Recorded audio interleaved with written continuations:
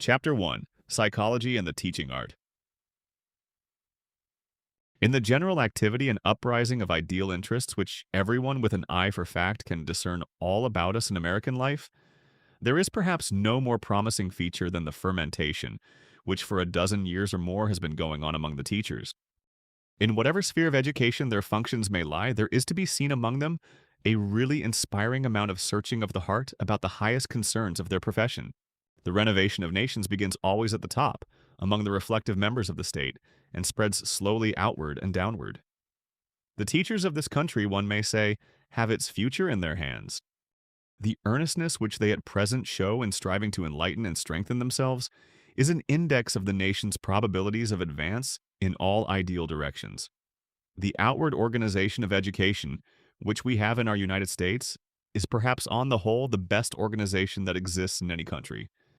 The state school systems give a diversity and flexibility, an opportunity for experiment and keenness of competition, nowhere else to be found on such an important scale. The independence of so many of the colleges and universities, the give and take of students and instructors between them all, their emulation, and their happy organic relations to the lower schools. The traditions of instruction in them evolved from the older American recitation method, and so avoiding, on the one hand, the pure lecture system prevalent in Germany and Scotland, which considers too little the individual student, and yet not involving the sacrifice of the instructor to the individual student, which the English tutorial system would seem too often to entail. All these things, to say nothing of that coeducation of the sexes in whose benefits so many of us heartily believe. All these things, I say, are most happy features of our scholastic life, and from them the most sanguine auguries may be drawn.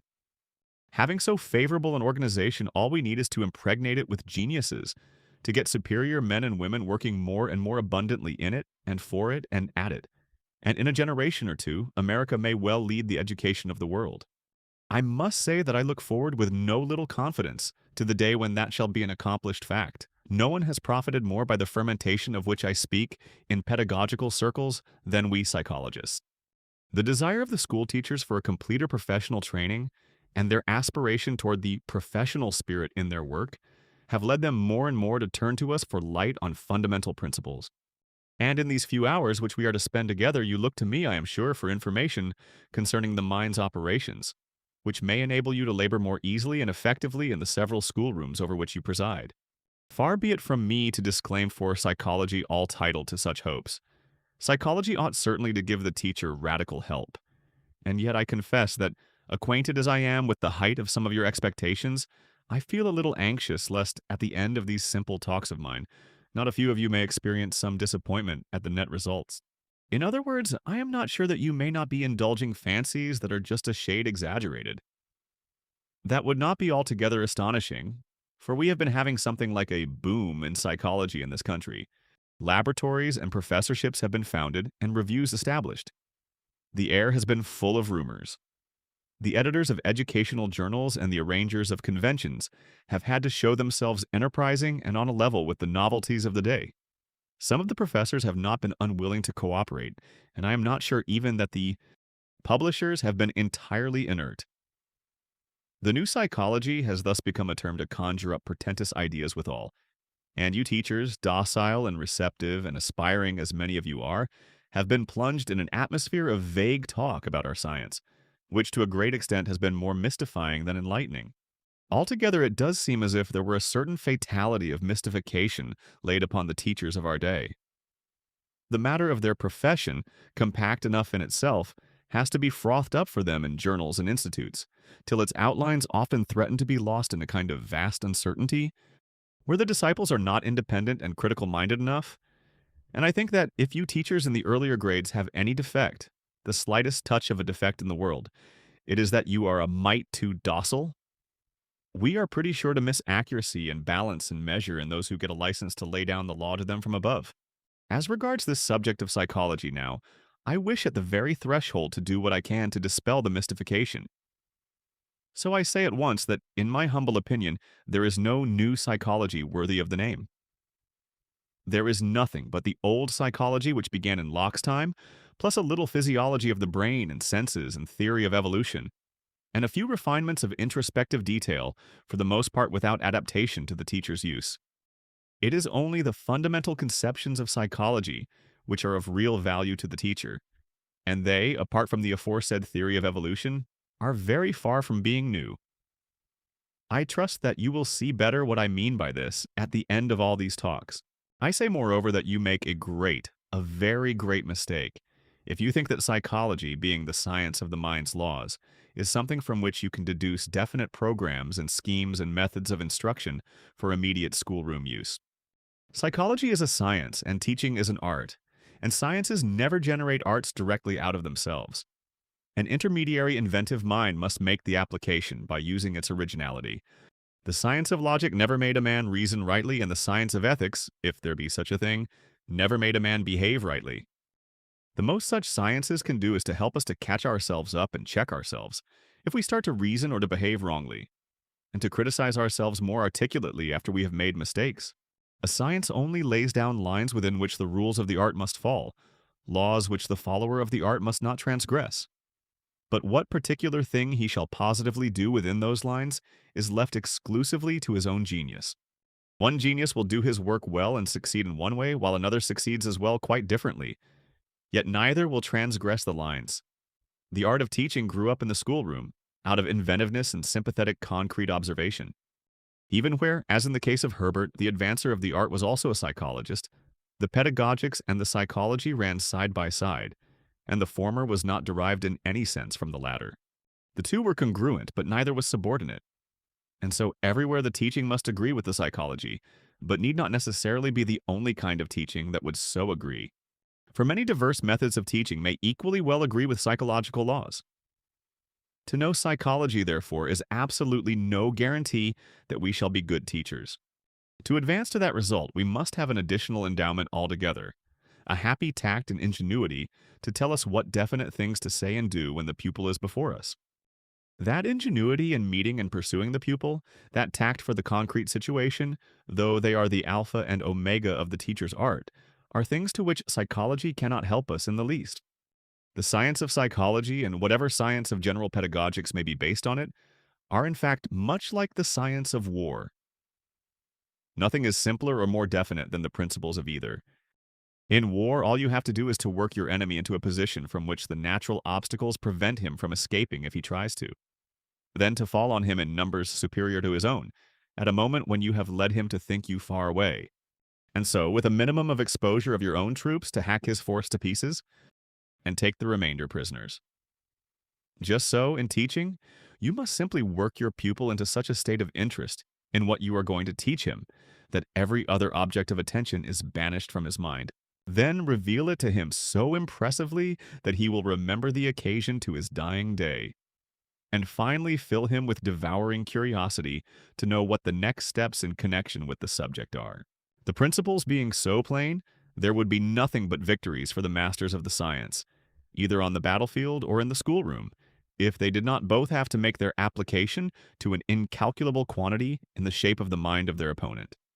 The mind of your own enemy, the pupil, is working away from you as keenly and eagerly as is the mind of the commander on the other side from the scientific general.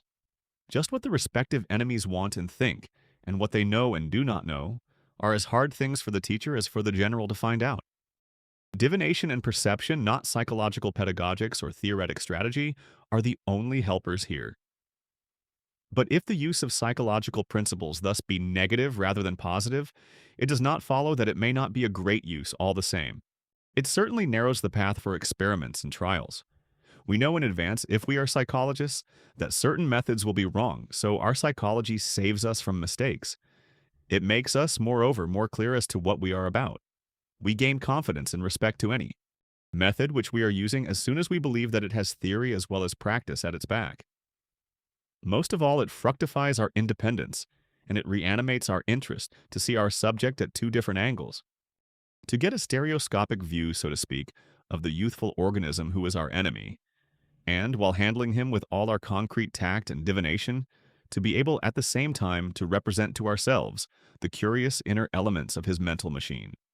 Such a complete knowledge as this of the pupil, at once intuitive and analytic, is surely the knowledge at which every teacher ought to aim.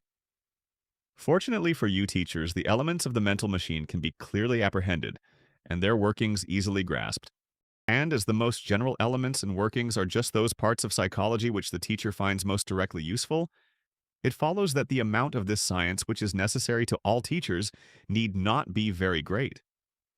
Those who find themselves loving the subject may go as far as they please, and become possibly none the worse teachers for the fact, even though in some of them one might apprehend a little loss of balance from the tendency observable in all of us to overemphasize certain special parts of a subject when we are studying it intensely and abstractly.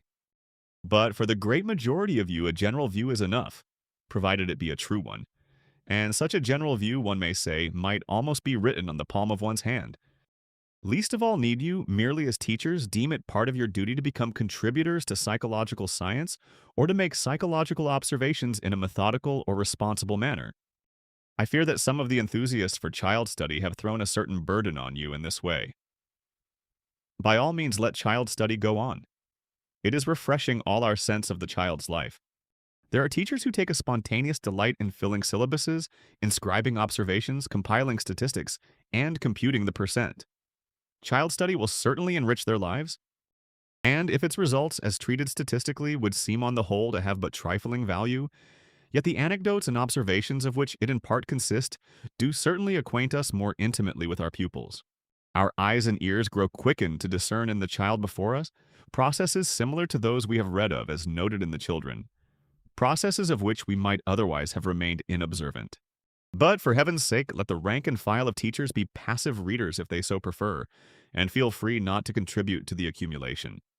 Let not the prosecution of it be preached as an imperative duty, or imposed by regulation on those to whom it proves an exterminating bore, or who in any way whatever miss in themselves the appropriate vocation for it. I cannot too strongly agree with my colleague, Professor Münsterberg, when he says that the teacher's attitude toward the child, being concrete and ethical, is positively opposed to the psychological observer's, which is abstract and analytic. Although some of us may conjoin the attitudes successfully, and most of us they must conflict. The worst thing that can happen to a good teacher is to get a bad conscience about her profession because she feels herself hopeless as a psychologist. Our teachers are overworked already. Everyone who adds a jot or tittle of unnecessary weight to their burden is a foe of education. A bad conscience increases the weight of every other burden. Yet I know that child study and other pieces of psychology as well have been productive of bad conscience and many a really innocent pedagogic breast.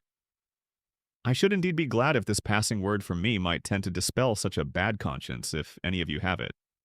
For it is certainly one of those fruits of more or less systematic mystification of which I have already complained.